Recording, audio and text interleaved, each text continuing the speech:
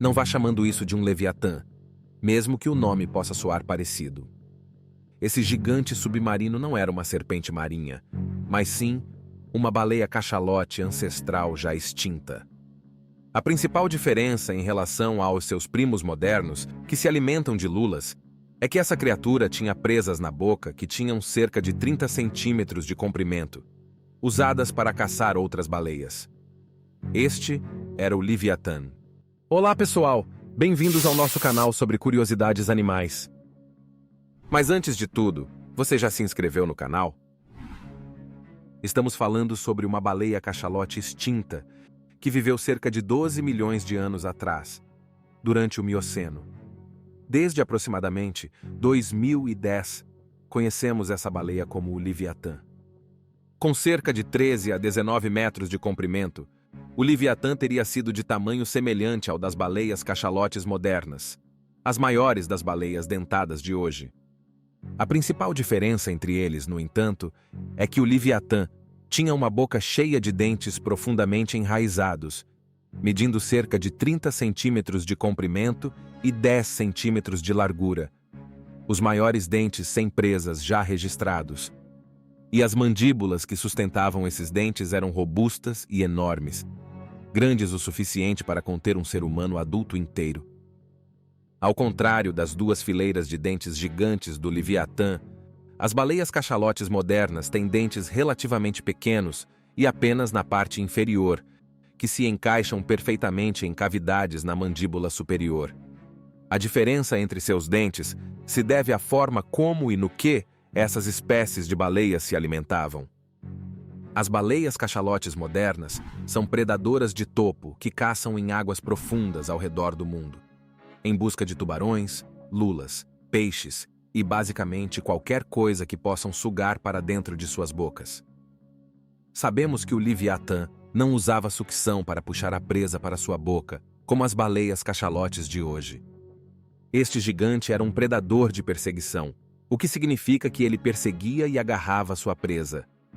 O Leviatã teria apertado suas poderosas mandíbulas em torno de sua presa e a despedaçado em pedaços, sendo que alguns pesquisadores até teorizando que seu lanche favorito eram outras baleias.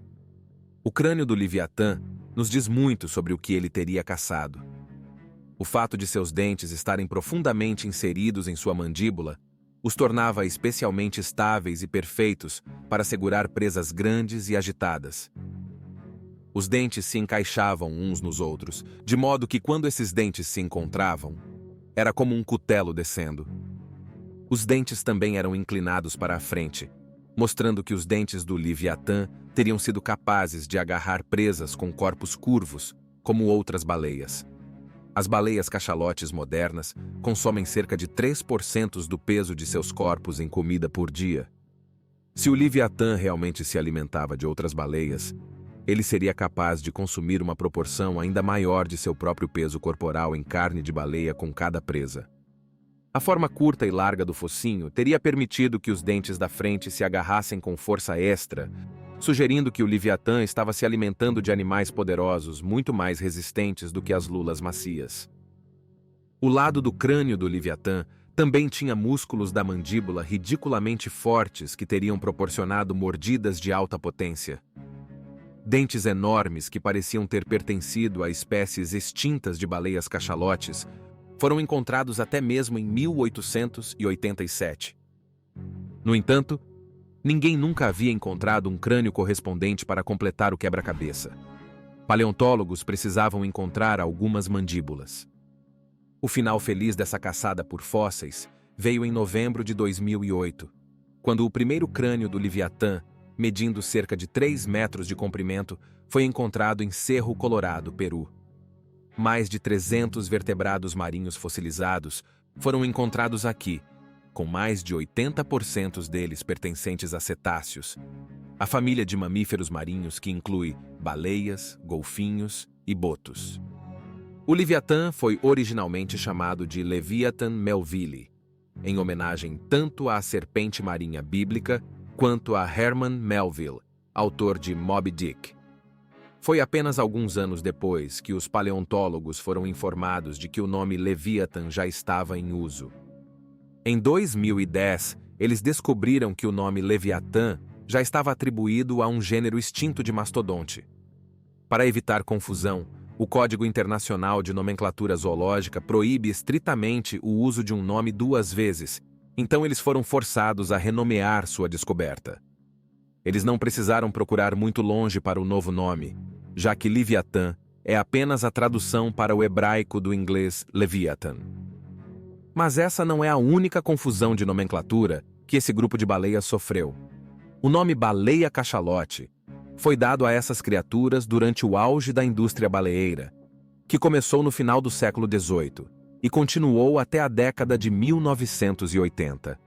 As baleias-cachalotes eram um grande alvo, em parte devido à fonte desse equívoco, o órgão espermacete. Este enorme saco na cabeça da baleia-cachalote foi encontrado contendo até 2.000 litros de um fluido branco que os baleeiros da época confundiram com esperma de baleia e, portanto, apelidaram a baleia de cachalote. Enquanto as pessoas usavam o espermacete ceroso para tudo, desde velas até cosméticos e lubrificantes industriais, o verdadeiro propósito do órgão espermacete ainda está em debate. Alguns pesquisadores acreditam que ele era usado como uma câmara de ressonância para a ecolocalização, enquanto outras teorias sugerem que ele era usado para auxiliar nos mergulhos profundos extremos, pelos quais as baleias cachalotes são conhecidas. A parte superior do crânio do Leviatã tinha uma grande porção côncava, chamada de bacia supracraniana, que é o que abriga o órgão espermacete das baleias cachalotes modernas e o melão, não uma fruta, mas uma massa de tecido que apoia a ecolocalização. Dada a forma de seu crânio, é provável que o Leviatã também tivesse tanto um órgão espermacete quanto um melão. Embora não tenhamos um esqueleto fossilizado completo do Leviatã, baleias semelhantes daquela época mostram que provavelmente se assemelhavam às baleias cachalotes modernas e estariam bem adaptadas para viverem nas profundezas do oceano. Embora não tenhamos certeza do que extinguiu o Leviatã melville, o resfriamento climático no final do Mioceno pode ter desempenhado um papel em seu desaparecimento.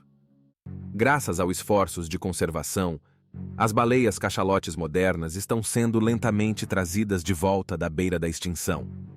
Esperamos que esses parentes existentes continuem nos lembrando e nos fornecendo pistas sobre o Leviatã por eras que virão. Então, sobre o que devemos falar a seguir? Deixe-nos saber nos comentários abaixo e não se esqueça de se inscrever para novos episódios toda semana.